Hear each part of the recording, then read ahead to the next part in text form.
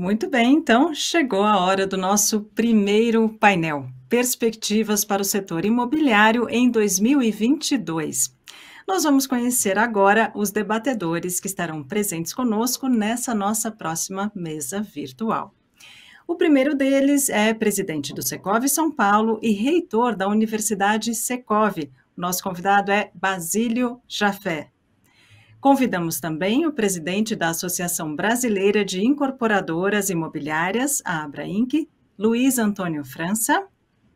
Convidamos o vice-presidente de área da Comissão da Indústria Imobiliária da CEBIC, aqui representando o presidente da entidade, José Carlos Martins, que infelizmente teve imprevisto e não pôde estar conosco. Convidamos então Celso Petrucci. E para mediar todas essas discussões, a Cristiane Portela, presidente da ABCIP. Sejam todos bem-vindos e eu lembro a você que está nos assistindo que você também pode participar dessas discussões, tá bom? Mandem as suas perguntas e façam os seus comentários para os nossos debatedores, sempre utilizando o QR Code que já está aparecendo aí na telinha para vocês.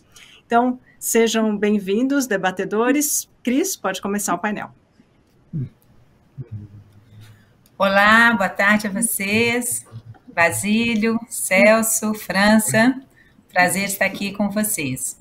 Bom, a gente escutou agora, né, a visão do professor Janete, do quão desafiador está a nossa economia, o nosso momento e também o nosso mercado, né, os impactos aí para o nosso mercado.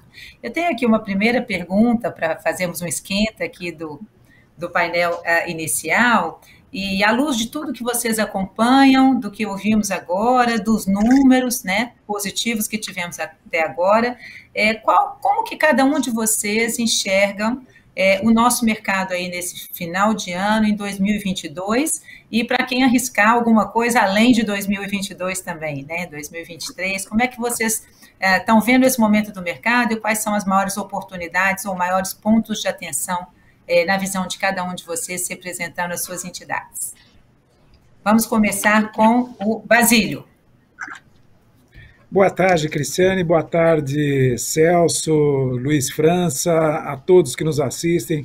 Mais uma vez, muito obrigado pelo seu convite. Vai ser um debate bem interessante. Bem, o nosso amigo Eduardo Janete deu assim, um belíssimo banho de água fria a todos nós, um cenário, você chamou de desafiador, eu diria que põe desafio nisso. Efetivamente, um ou 2 anos difíceis nos aguardam se a coisa se comportar como ele está prenunciando. Tivemos, sim, alguns anos muito bons, e os anos de 20 e 21 especificamente foram muito bons para o mercado imobiliário, Cristiane, em função daquilo que, aliás, o Janete comentou, os juros baixos que aumentam a capacidade de compra das famílias brasileiras. Além disso, a ideia de que o imóvel passa a ter uma ressignificação muito grande, ter um valor maior para todos nós passamos mais tempo nele, é o nosso porto seguro, e um hedge contra problemas inflacionários. Esse é um ponto que continua, além do outro ponto bastante óbvio, que ainda existe um déficit habitacional, ainda existe uma necessidade de habitação bastante grande por parte das famílias brasileiras nas principais metrópoles do Brasil, que necessita ser atendido. Além disso, temos necessidade de construir 1,5 milhão de novas unidades por ano para atender ao crescimento demográfico, atender às novas uniões familiares, atender às novas separações que provocam aumento de necessidade, o que faz com que nós tenhamos ainda perspectivas de vendas ou de um mercado bastante forte. Eduardo tem muita razão, na nossa opinião, quando diz que tudo depende de confiança. O mercado imobiliário, especificamente, depende muito de confiança. Se nós vamos assumir um financiamento, se esse financiamento vai perdurar por muitos anos, temos que ter confiança de que e o nosso emprego continua, de que continuaremos ter a remuneração, os honorários, o que quer que seja, a renda que hoje desfrutamos e, quiçá, que esta continue melhorando com o tempo, a partir do aumento de experiência de cada pessoa que está no mercado de trabalho. Se o nosso cliente não sentir que isso acontece, efetivamente ele pode adiar as suas perspectivas de compra. Nos últimos 2 meses, o mercado perdeu um pouco de tração em relação ao período de janeiro até setembro. Outubro e novembro, graças ao aumento de juros, ao aumento das taxas de inflação, que, aliás, acontecem no mundo todo, não é um fenômeno exclusivamente brasileiro. É a primeira vez que vemos em uma geração os Estados Unidos passarem de 6% ao ano de inflação, a Alemanha chegar a 5%, o Japão ter uma inflação positiva também, da ordem de 2% a 3%, é algo inédito. O Japão tem aquele fenômeno chamado deflação já há diversos anos, ou seja, é um fenômeno que está sendo administrado e o Banco Central brasileiro tem sido muito citado em publicações econômicas mundo afora pela sua atitude firme ao promover aumentos de juros e ao promover diversas medidas para que a inflação se mantenha sob controle. Sim, o Gianetti disse que sozinho ele não vai conseguir tudo, é fato, mas ele pode conseguir muito. O efeito disso tudo é que o aumento de juros causa uma dificuldade maior para os nossos compradores, então nós vamos enfrentar 2 problemas, que é o aumento dos juros, com o aumento evidente da prestação, e o ambiente macroeconômico que começa a ficar um pouco desfavorável. A isso nós temos que aliar um terceiro fator, que é o aumento dos custos de construção.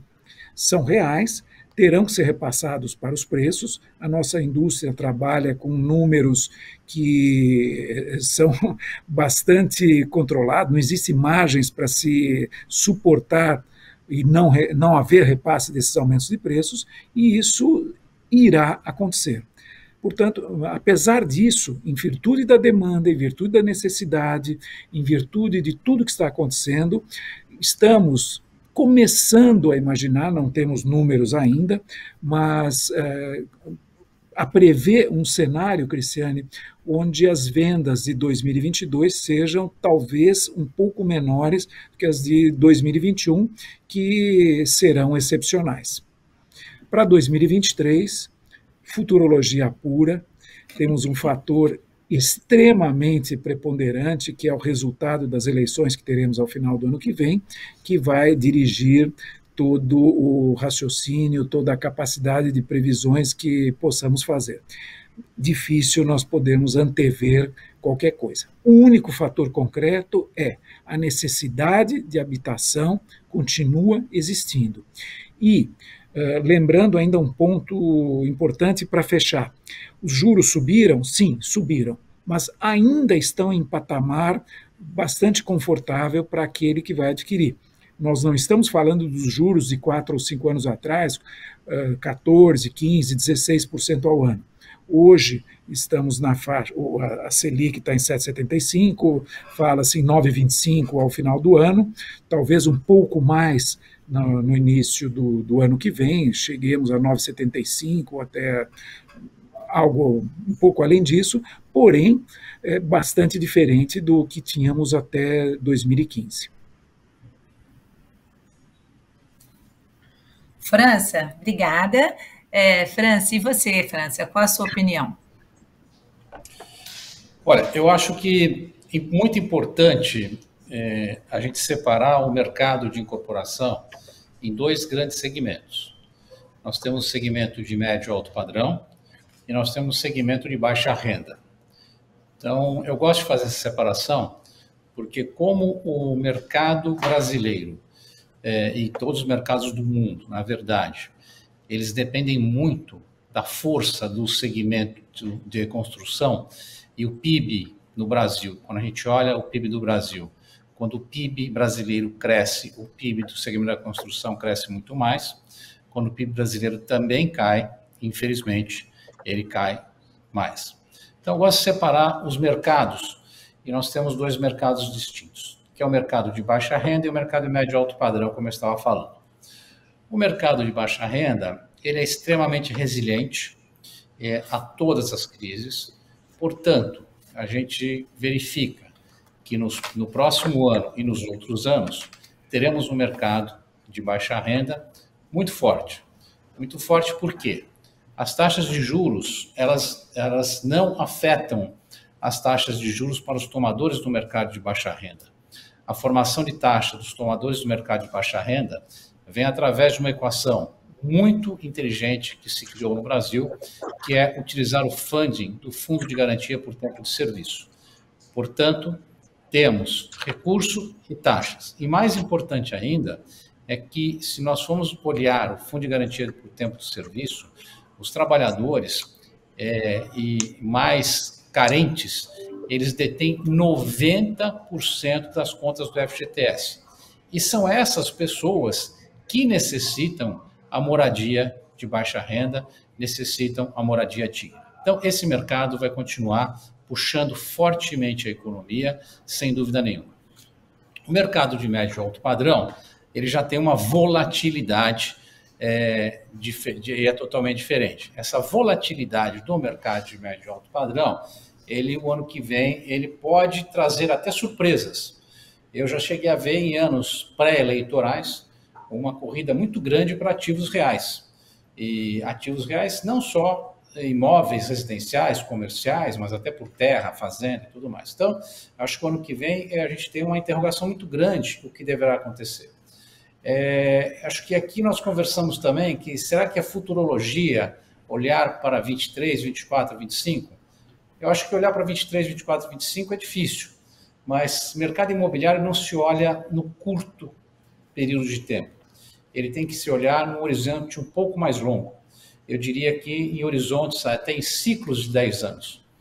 E dentro desses horizontes, nós fizemos um trabalho na Abrainc muito interessante, onde nós pegamos a valorização do imóvel de 2009 a 2019 e nós verificamos que os imóveis nesse período, eles valorizaram exatamente igual ao investimento em título do governo. Portanto, a pessoa comprou o imóvel, morou durante 10 anos e teve a valorização igual ao título do governo. Mas se essa pessoa resolveu alugar o imóvel, ela teve uma rentabilidade superior.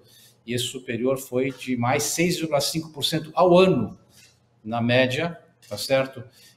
No mercado imobiliário. Portanto, o imóvel, no momento em que nós temos hoje, de taxa de juros negativa, de alta de inflação, ainda é um bem que ele pode ser e deve ser objeto de consumo. Muitos falam com relação ao preço dos imóveis. E numa visão de médio e longo prazo, com relação ao preço dos imóveis, eu gosto muito de uma estatística de uma empresa que chama-se Numbeo. A Numbeo tem uma estatística que ela mostra diversas cidades do mundo analisando o preço por metro quadrado em dólar. E eu já queria fazer aqui uma ressalva. Vamos esquecer que o dólar está alto. Mesmo que o dólar estivesse baixo, nós vamos encontrar as cidades brasileiras em posições muito ruins. Quando eu fui olhar essa pesquisa, eu recebi, não sei porquê, mas não foi via computador, trouxeram na minha sala, folhas. E cada folha tinha 50 cidades. Pasme que nós começamos a aparecer na sexta folha, a cidade de São Paulo na sexta folha, porque a cidade de São Paulo encontrava-se em número 287. Ou seja, o preço de imóvel na cidade de São Paulo, comparado com outras cidades do mundo, ele figura neste ranking em número 287. É verdade que o poder aquisitivo é diferente do Brasil e de outros países, mas eu acredito na recuperação econômica brasileira, eu acredito nos ajustes que serão necessários fazer para o Brasil e serão feitos, eu não tenho dúvida nenhuma, se não forem feitos no curto, serão feitos no médio prazo. E com a retomada da economia brasileira, nós vamos verificar que os valores de imóveis no Brasil deverão sofrer uma correção. Correção essa que é totalmente factível quando nós olhamos os preços dos imóveis em outros países do mundo. Portanto, o mercado imobiliário, ele ainda é um mercado extremamente atrativo, atraente, e em função, não quero repetir os números, mas em função do déficit habitacional e da necessidade de moradias futuras, nós verificamos o grande potencial que esse mercado tem. Não é à toa que acho que o Brasil é um dos países que tem o maior número de companhias de capital aberto com ações em bolsa, tá certo? E sendo investidas por investidores nacionais e estrangeiros. Quando você olha no médio e longo prazo, você olha o potencial desse mercado, você tem um potencial realmente bastante grande. Por isso que eu gosto de olhar um pouquinho mais no médio e longo prazo do que ter uma visão de curto prazo e separar os dois grandes segmentos, que são o segmento, como eu falei, de média e alta renda e baixa renda. Temos o segmento também de imóveis comerciais, que hoje tem gerado uma polêmica muito grande. O que vai acontecer com os imóveis comerciais? Os imóveis comerciais, nós temos visto movimentos diferentes. Temos visto algumas empresas que estão decidindo fazer um home office um pouco mais estendido durante os dias da semana. Temos visto empresas que já estão voltando totalmente.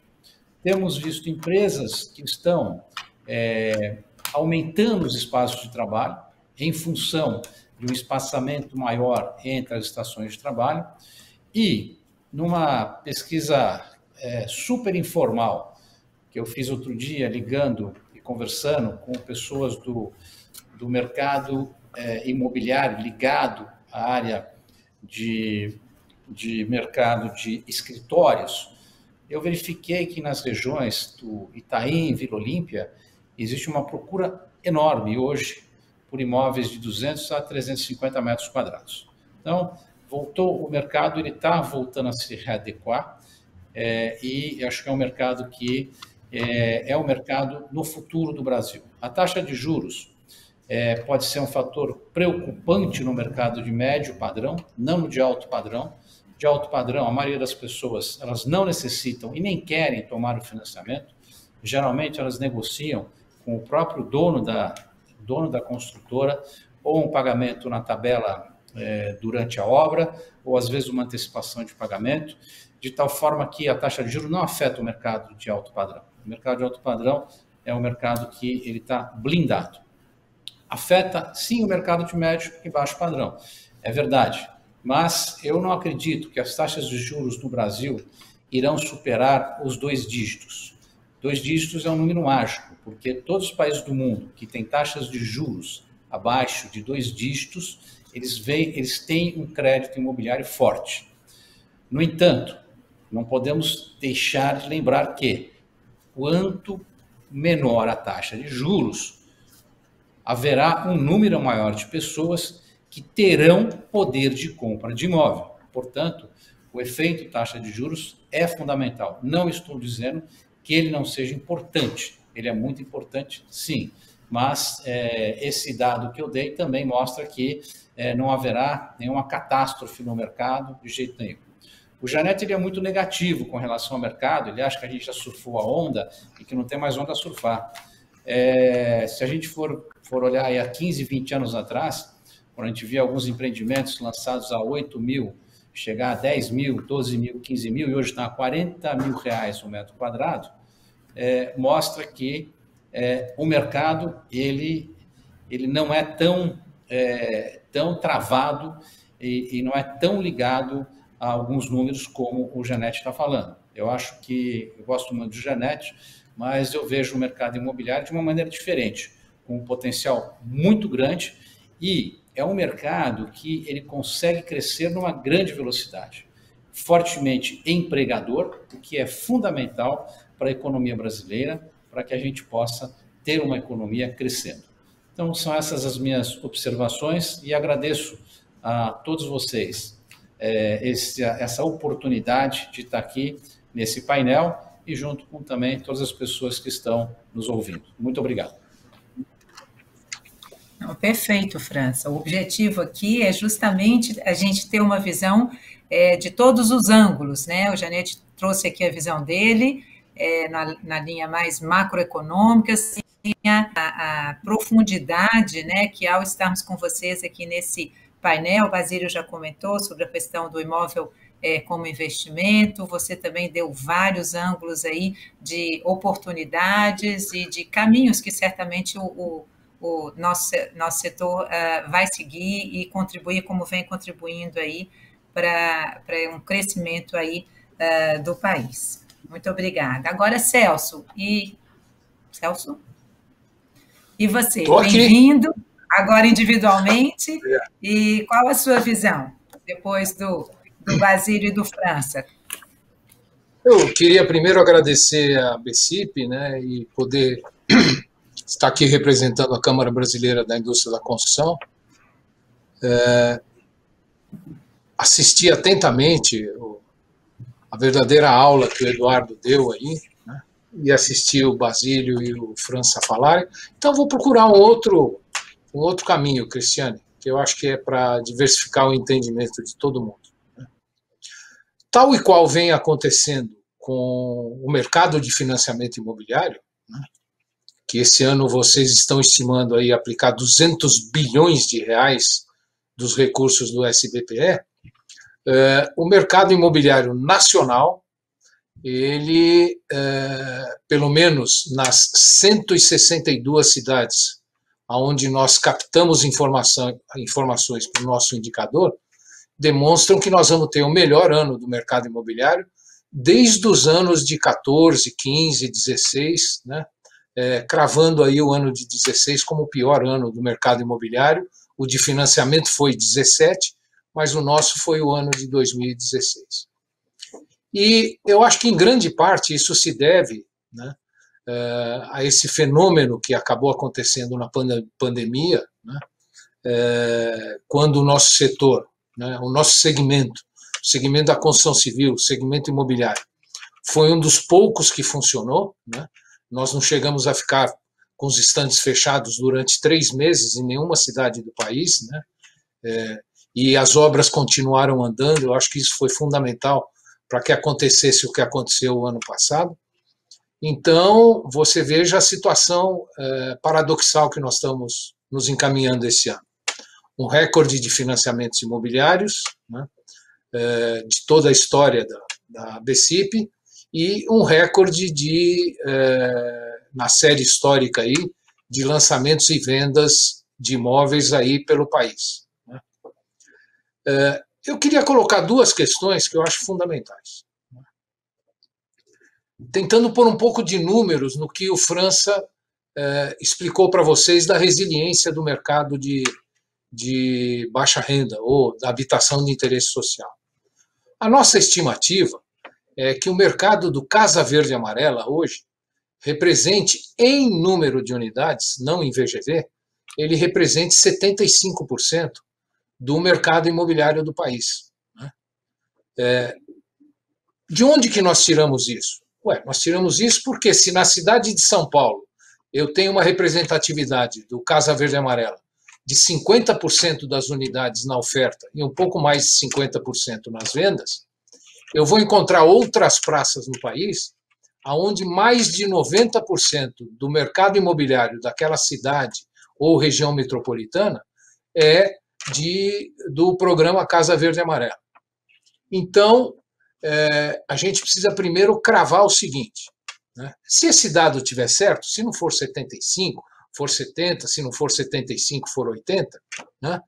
Então aí nós já temos uma primeira constatação, que esses 3/4, né, ou 70% ou 80% que compram um imóvel com recursos do Casa Verde e Amarela estão comprando seu primeiro imóvel, né?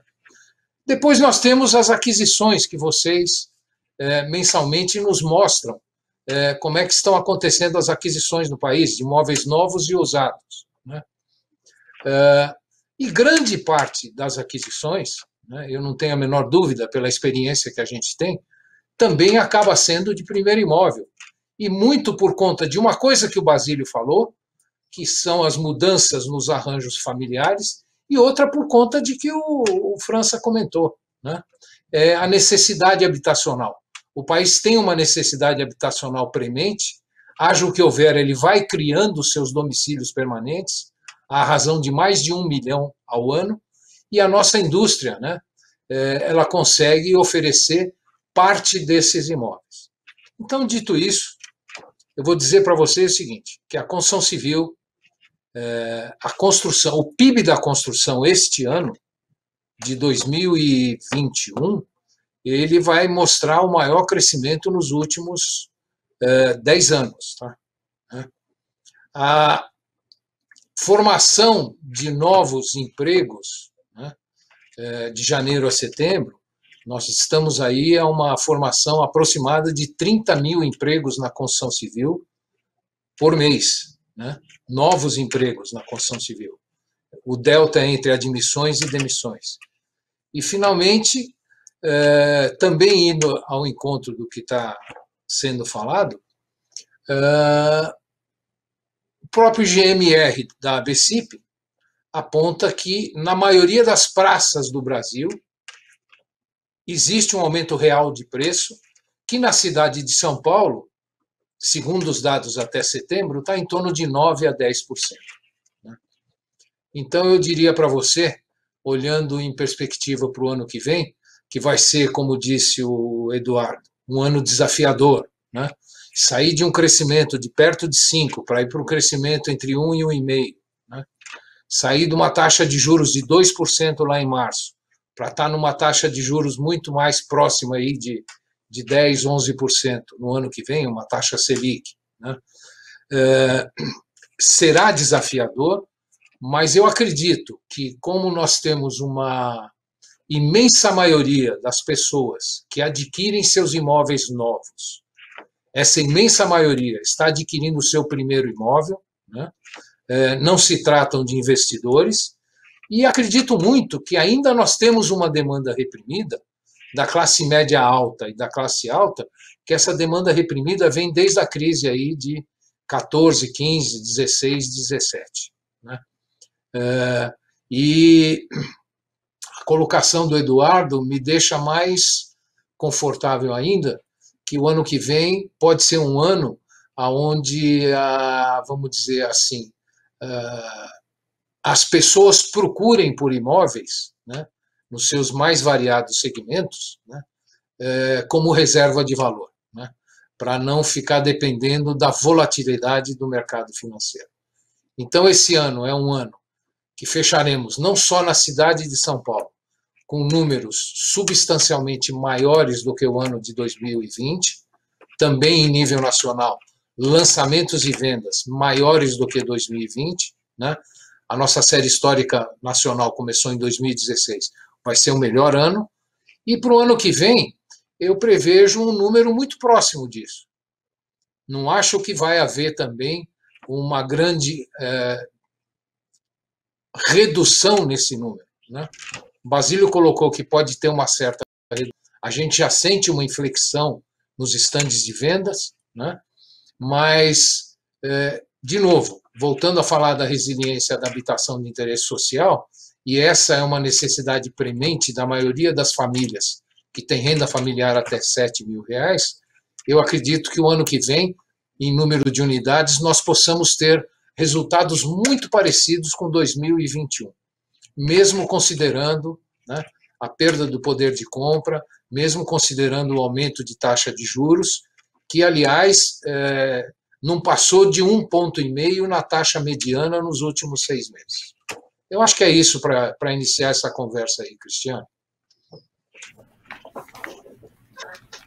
Perfeito, Celso, muito obrigada. Agora eu tenho aqui uma pergunta específica para o Basílio. Basílio, falando aí dos novos empreendimentos, entrando mais no mercado mesmo das incorporações, né? O que o consumidor vai estar de olho aí nos próximos anos? Né? Que tipo de de imóvel que vai ser mais demandado, essa questão do seu... Porque muito se fala, né, agora as pessoas querem mais espaço, como que ficam aquelas unidades mais compactas, super bem localizadas, que você sempre coloca da relevância, né, do primeiro, segundo e terceiro fator, sendo como a localização. Como que está hoje a demanda do consumidor? O que já é possível capturar aí de mudanças nos hábitos e no desejo dos consumidores? Ok, Cristiane, uma pergunta bastante importante. Vamos lá. Infelizmente, nós não estamos conseguindo oferecer ao mercado tudo que o mercado deseja, em função das restrições urbanísticas existentes em São Paulo, com muita certeza, com muita relevância esse fator, mas nas outras metrópoles brasileiras também.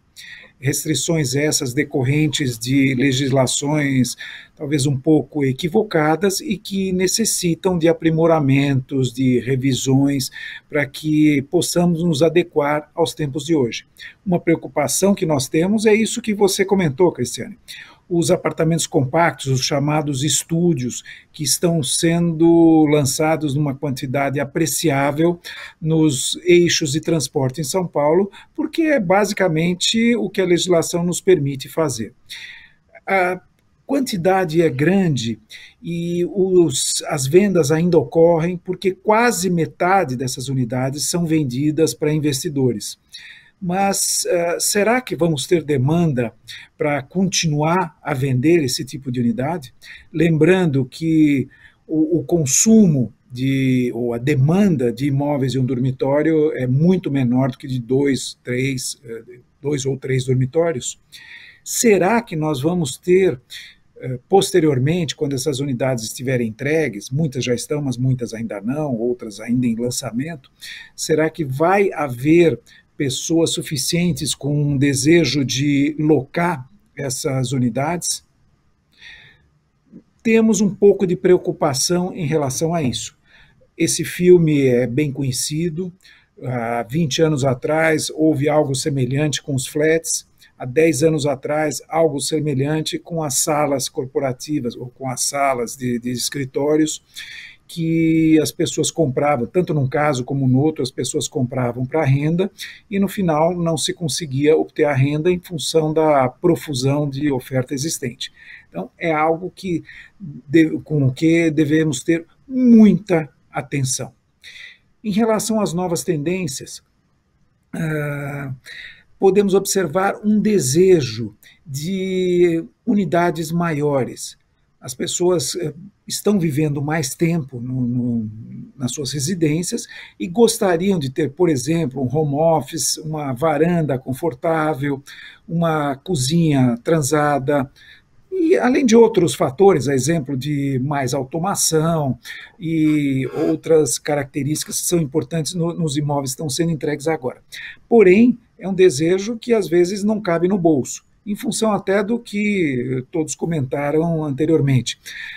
Então, há que se ver que as novas tendências existem, a necessidade ou o desejo de um tamanho maior existe, mas São Paulo é muito grande. Em São Paulo, no município, temos 12 milhões de pessoas, na região metropolitana temos mais ou menos 21 milhões de pessoas, ou seja, estamos falando de 6 milhões de famílias, e existe desejos dos mais diversos tipos, para todos os segmentos, para todos os tipos de produção. Mas continua valendo a questão de localização, como você muito bem apontou, em primeiro, segundo e terceiro lugar, localização talvez sejam os itens mais importantes, os três, né, localização, localização e localização, sejam os itens mais importantes, porém o tipo de imóvel é algo cada vez mais relevante. A questão de mobilidade importa muito, cada vez mais. Vivemos numa macrometrópole com uma miríade de problemas, então as pessoas procuram locais com os quais tenham afinidades e que atendam às suas necessidades em termos de trabalho, de estudo, mesmo de lazer e de conforto, enfim, para uma vida que vão passar nesses imóveis. A questão do tamanho, eu gostaria de reiterar, existe mercado para todos os tamanhos, tá? Porém, o bolso aqui vai importar bastante. E temos visto nas unidades mais compactas uma relação de, apartamentos menores, porém eu coloco lazer, necessidades, business center e tudo mais que é necessário nas áreas comuns. Tá? Então, é uma maneira de contornar essa situação, porém, não é para todo mundo que isso vai funcionar. Então, os empreendedores devem olhar com muito cuidado a oferta na região onde pretendem empreender, devem olhar a demanda existente para que possam ser evitados erros que depois ficam muito difíceis de ser consertados. Os flats agora já entraram em produção normal, apesar que as características mudaram. Hoje, praticamente não se usa o termo flat, é o famoso NR, o não residencial, que atende a essa camada. O NR atende uma parcela importante da população e, ao lado dos comerciais e dos próprios residenciais, indicam uma tendência que é muito bacana que a gente vê nas principais cidades do mundo, que são os empreendimentos mistos. Então, hoje podemos ver, ao mesmo tempo, no empreendimento, lojas, residências, flats ou unidades para locação, e mesmo escritórios, salas corporativas, onde as pessoas possam montar a sua vida próximo do lugar onde residem.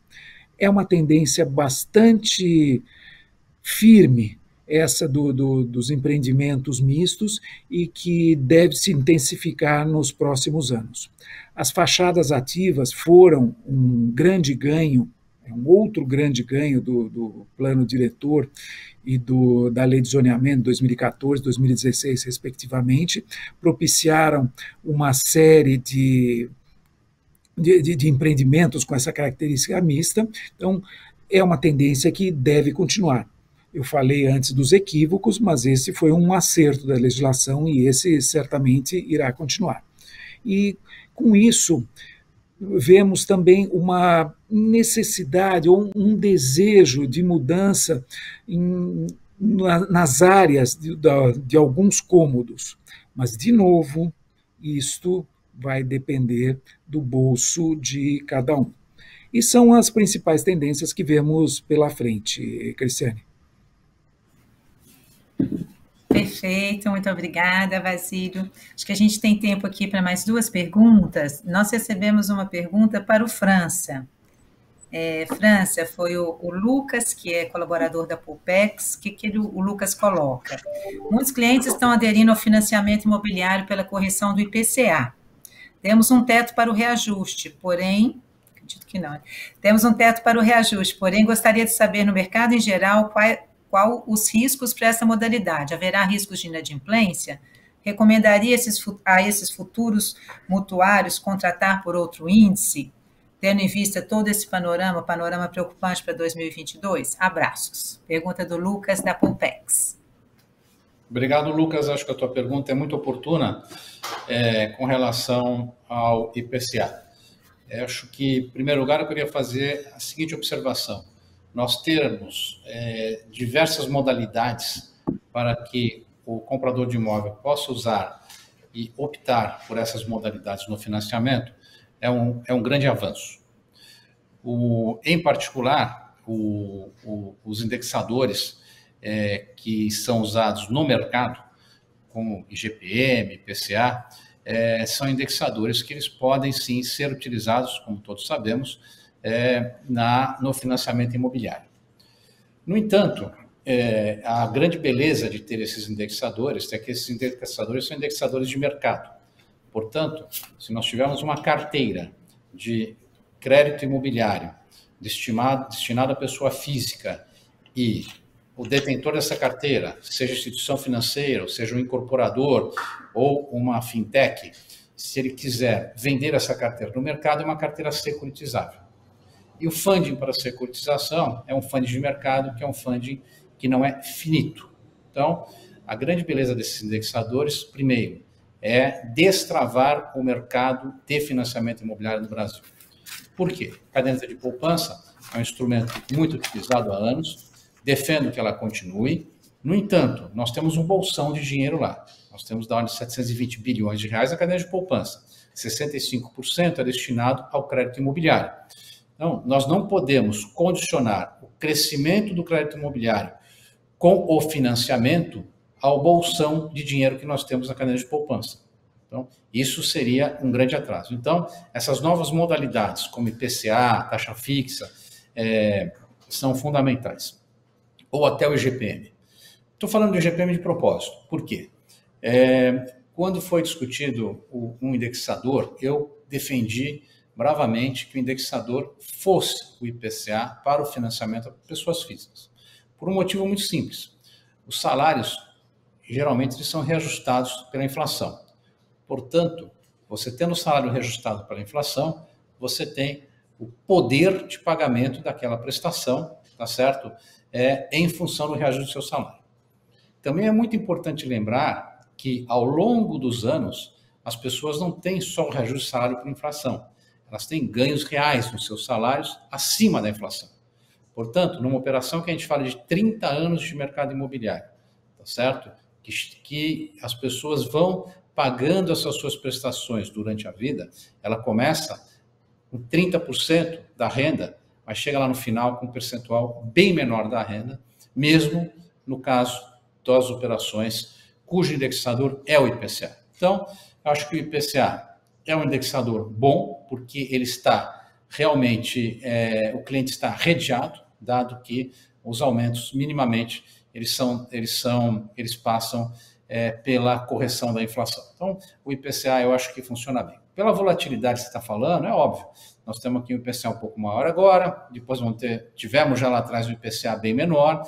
Então, essa volatilidade dos indexadores, ela é uma volatilidade natural, e natural em todos os lugares do mundo.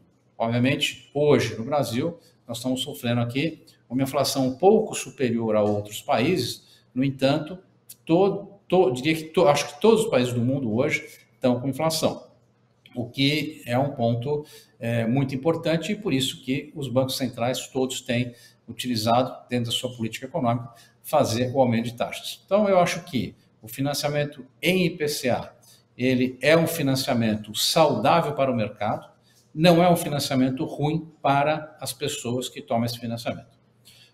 Aí você me pergunta, vamos comparar o IPCA com a caderneta de poupança.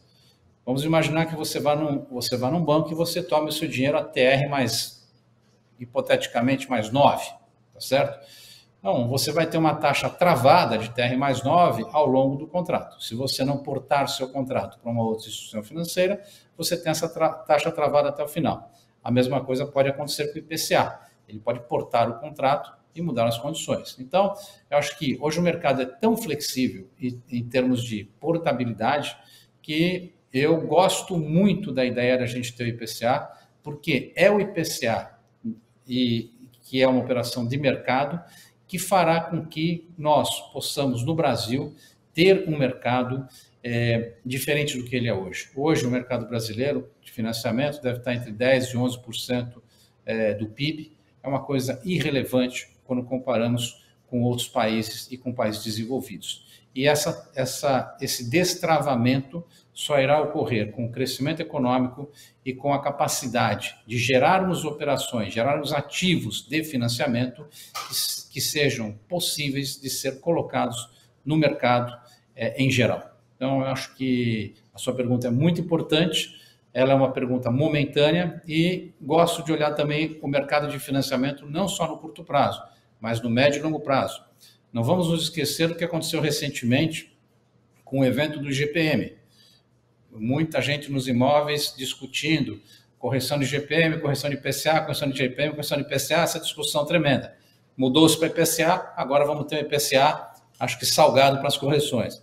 E o IGPM talvez não tão salgado. Então, quando você está falando de volatilidade no médio prazo, você não pode ficar olhando só no ano seguinte ou só no pior cenário, a gente tem que olhar a figura durante o prazo total de financiamento. Eu falei que o financiamento imobiliário são 30 anos, eles são concedidos por 30 anos, mas é tão verdade aquilo que eu falei, que a capacidade de pagamento das pessoas, ela vai crescendo, tá certo? Que as pessoas no Brasil pagam, em média, os seus financiamentos imobiliários, se não me engano, acho que a BCIP pode dizer melhor, mas se não me engano, entre 11 e 12 anos. Portanto, isso mostra que as pessoas elas conseguem pagar essas prestações antecipadamente, porque existe um aumento na renda das pessoas que permite que ela antecipe aquela dívida para aquisição de imóvel. Perfeito, França, obrigada. Sobre esse prazo que você comentou aí, é por aí mesmo, varia de instituição para instituição, entre 8, 12, 14 anos. Mas, enfim, muito obrigada. Agora a gente está um pouco atrasado, a gente entrou nesse painel um pouco atrasado, eu tenho uma última pergunta para o Celso. Celso, eu ia te pedir, por favor, para você ser bem objetivo, e te peço desculpas por isso, tá? Bom, vamos lá. O INCC subiu 8,8% em 2020, né? E até outubro desse ano nós já temos aí uma alta de 13%. Como a indústria de construção imobiliária tem buscado mitigar a alta nos preços dos insumos, né? Como que vocês têm pensado, tem algo a fazer para que não tenha que ser repassado esse valor diretamente ao consumidor? Há uma luz aí no fim do túnel? Vocês estão descobrindo alguma coisa? Como que é isso? Não, nós não, veja bem, não tem como não repassar, né? Aliás, e aí, voltando lá no Casa Verde e Amarela, a problemática no Casa Verde e Amarela é pior do que nos empreendimentos de médio e de alto padrão, né? Nós, desde o início do ano, a Câmara Brasileira da Indústria da Construção, em conversas com diversos setores do Ministério da Economia, mas não só, nós tentamos diminuir o imposto de importação, né? Não essa diminuição que foi dada agora, né? Isentar de imposto de importação alguns materiais, e isso realmente afetou e afeta muito os nossos empreendimentos. Agora, ele afeta de forma diferente empresas pelo seu porte, pelo seu tamanho, ele afeta de forma diferente. Se essa empresa está se propondo a fazer um lançamento agora, né, e ela tem condições de tentar recuperar esse aumento no custo de construção no preço de lançamento. Se essa empresa está no início de obra, o impacto é um, se ela está no meio da obra, o impacto é outro, e se ela está na conclusão do seu empreendimento, o impacto é muito menor, pelo menos é o que a gente tem visto, né? Eu, hoje, analisando o aumento do preço pelos nossos indicadores e o INCC, Cristiane, eu percebi, nós temos uma base 100, se não me falha a memória, em janeiro de 17, do acumulado de 12 meses, eles vinham até dezembro do ano passado, eles vinham para e passo, né? Eles estavam se encontrando, né? E realmente o que aconteceu nesses 3 trimestres agora vamos dizer, é um banho de água fria no mercado imobiliário, né? Eu diria para você que com certos empreendedores que a gente conversa, a gente percebe que ele vai tentar repassar isso nas suas tabelas, né? E você vê pelo aumento de preço que já teve em São Paulo e no restante do Brasil que isso está acontecendo. E as empresas que trabalham com Casa Verde e Amarela, né, cada uma delas tentando administrar de uma forma, né, algumas com perda de margem, né, algumas com redução de lançamentos, esperando aí a inflexão, né, uns 2 ou 3 meses agora.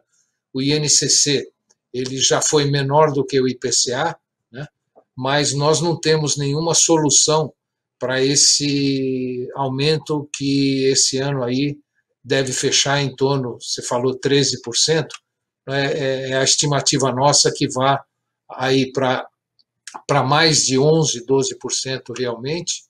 E mais do que isso, a pressão que se inicia agora, também colocada pelo professor Eduardo Gianetti, que é a pressão da mão de obra, né?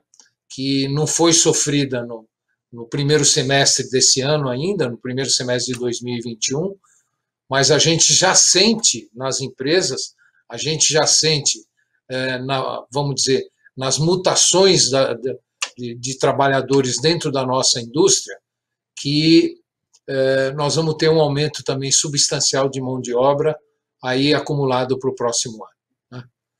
É isso, Cristiane. E eu queria só lembrar uma última coisa, que nós estamos participando atentamente e com bastante ênfase, a Câmara Brasileira da Indústria da Construção, da implantação do controle de recebíveis que vem sendo feito aí numa parceria com a BCIP, com o Banco Central, com a B3, né?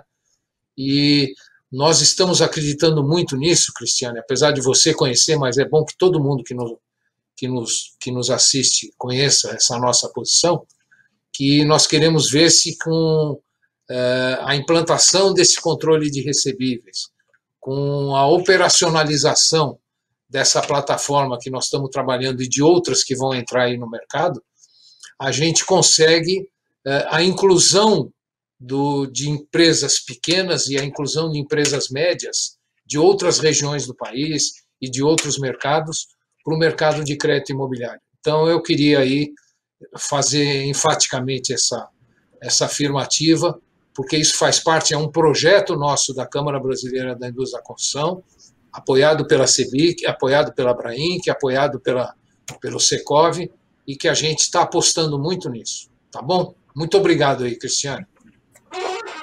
Isso, olha, muito obrigada a você, Celso. Essa parte do registro aí dos recebíveis nós vamos tratar no próximo painel. E agradeço, então, mais uma vez, Celso, Basílio, França, poderíamos ficar aqui o resto da tarde, teríamos muita coisa legal para falar, mas vamos para o próximo painel, que certamente também vai ser super interessante para todo mundo que está por aqui. Obrigada. Cris, muito obrigada mais uma vez por você mediar todas essas discussões que nós tivemos nesse primeiro painel. Obrigada também ao Basílio Jafé, Luiz Antônio França e Celso Petrucci. Vocês trouxeram informações relevantes e muito importantes para o nosso mercado e nós esperamos que você, que está nos assistindo, tenha aproveitado o conteúdo desse, que foi só o primeiro painel das nossas discussões. Claro que nós também não poderíamos deixar de agradecer aos nossos patrocinadores: B3, Bradesco, Itaú, Santander, Oliveira Trust e Poupex. E dentro de poucos instantes nós vamos iniciar o segundo painel do ABCIP Summit Digital 2021. Fiquem com a gente.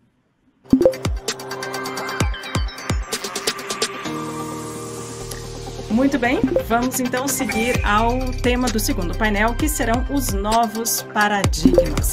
Para fazer as considerações... Opa, perdão.